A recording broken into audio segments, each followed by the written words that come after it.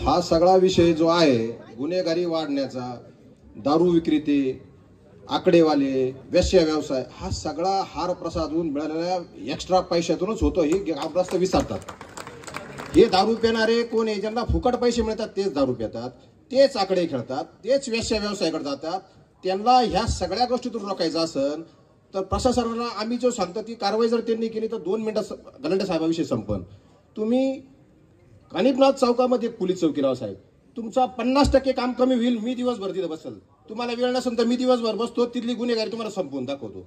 तुम्ही इथं मारुती मंदिरापाशी एक पोलीस चौकी बसवा, फक्त साई भक्तांना तुम्हाला विचारायचं एवढं हे केवढ्याला घेतलं, हे गुन्हेगार 10 मिनिटात संपतील साहेब, 10च मिनिटात, जास्त वेळ लागणार नाही। हे सगळं बनावणी जे झाली ना या सगळ्या फुकट धंद्यातून होती। 900 रुपयाच्या ताट द्या पोरांनी, जे गुन्हेगारांनी जे मर्डर केले त्यांनी 900 रुपयाचं ताट दिलं होतं एका दुकानावर, त्यांना 700 रुपये कमिशन मिळालं। त्या पैशातून त्यांनी व्यसन केलं, त्या पैशातून त्यांनी गोळ्या खाल्ल्या, हे कोणीच सांगत नाही। तोच धंदा बंद झाला तर हे गुन्हेगारी संपन, त्याच गुन्हेगारी होती याच्यामधून। आतापर्यंत शिर्डीचा 25 ते 30 वर्षाचा अभ्यास आहे। हे गुन्हेगार फक्त पालिशवालेच सापडतात आणि मर्डर त्यांच्यामुळेच होतात। त्याच्यामध्ये 100 पैकी 4 खराब राहतात, पण मग 4साठी 100 लोकांना हा धंदा करून द्यायचा का? कोणालाच नाही करून दिला पाहिजे। साई भक्तांची लूट करायची परमिशन कोणी देत असेल तर तो मूर्ख आहे। साई भक्तांची व्यवस्था करणारे पाहिजे, त्यांची लूट करणारा सांगणारे तो मूर्ख आहे, त्यांनी तो धंदा नाही केला पाहिजे। शिर्डीमध्ये परराज्यातून लोक येतात, ते पोट भरतात, कसे भरतात? प्रामाणिक धंदा करून कसे भरतात?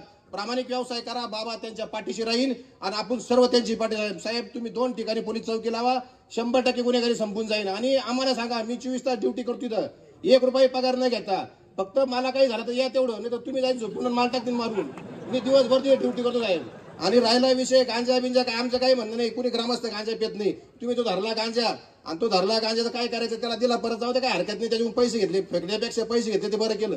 पण आता जर परत तुम्हाला सांगू साहेब, ते यंत्रवाले तुमच्या तब्येती काहीच नाही, असे यंत्रवाले म्हणजे तुम्हाला ते जायचं असेल ना पोलीस घेऊन जात जा, नाही तर ते लपून टाकतील तुम्हाला।